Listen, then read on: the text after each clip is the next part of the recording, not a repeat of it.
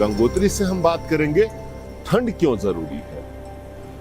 यहाँ पर तापमान आज सुबह करीब -10 डिग्री था और नदी के बहुत सारे हिस्सों में पानी जो उतर रहा था वो जम गया है। एक तरह से कुकुरमुत्ते की तरह पानी जम गया है और वो जो आइस है या हिम है वो अभी भी साफ दिखाई दे रही है।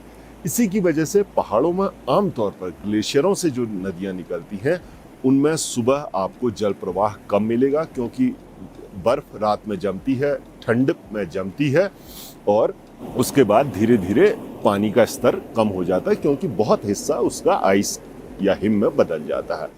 और सर्दियों का या ठंड का एक लंबा स्पेल, कड़ाके की सर्दी का एक लंबा दौर इस वजह से भी ज़रूरी है क्योंकि वही पानी को जमने के लिए और बर्फ को ठोस आइस में बदलने का मौका देता है। अगर वो स्पेल ठंड को नहीं मिलेगा तो बड़ी मुश्किल होगी, क्योंकि जितनी कम हिम जमेगी या आइस जितनी कम जमेगी उतना हमारी नदियाँ प्यासी रहेंगी। उन्हें गर्मियों में वो पीछे से ताज़े पानी की आपूर्ति नहीं होगी जो हिम के पिघलने से लगातार उन्हें मिलती है।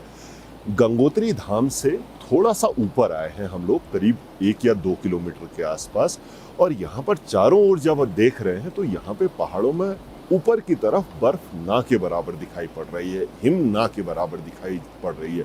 कई जगहों पर ग्लेशियर लटकते हुए दिख रहे हैं।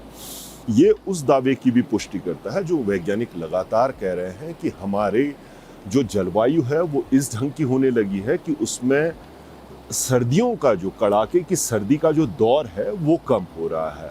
अगर यहीं की बात करें तो अभी सुबह का करीब 11 बजा हुआ है, अभी भी यहाँ पर तापमान माइनस में है, लेकिन एक बार धूप आते ही अगर तापमान 8 या 10 डिग्री बना रहेगा दिन भर तो ये जितनी हिम है, जितनी आइस है जो जमी हुई है ये पिघलेगी। तो इस ढंग से आइस को लगातार मोटा होने का मौका नहीं मिलेगा और यही कुछ हो रहा है गंगोत्री के साथ भी, या भागीरथी नदी को या कई नदियों को जन्म देने वाले ग्लेशियरों के साथ भी। उन्हें वो मौका ही नहीं मिल पा रहा है कि वो अपनी आइस को लगातार मोटा करें, उसे बढ़ाते जाएं, या फिर हिमनद को फैलने का वो मौका नहीं मिल रहा है। जैसे आपने टुकड़ों टुकड़ों में यहाँ पर बर्फ देखी या हिम देखी जमी हुई, अगर बहुत लंबे समय तक का अच्छी सर्दी पड़ेगी तो इस ढंग से हिमनद का प्रसार होगा। लेकिन अगर यही कम होगी तो लगातार हर जगह ये आइस जो है वो पिघलती जाएगी, हिम पिघलता जाएगा और अंत में कहीं न कहीं हमारी नदियाँ प्यासी रह जाएंगी।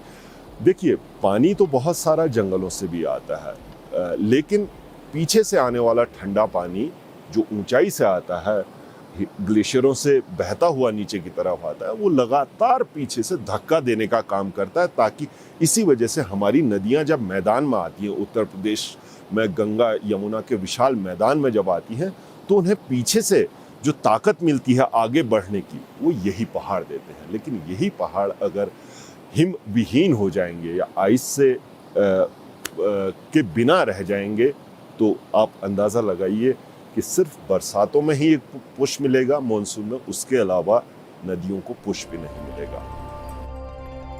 पिन एंड पोस्ट के इस वीडियो में आज इतना ही गंगोत्री से। गंगोत्री का ये वीडियो आपको कैसा लगा कमेंट करके ज़रूर बताएं अपनी राय। अगर आपको ये इन्फॉर्मेशन काम की लगी तो इसे और लोगों के साथ भी शेयर कीजिए। पिन एंड पोस्ट को सब्सक्राइब कीजिए।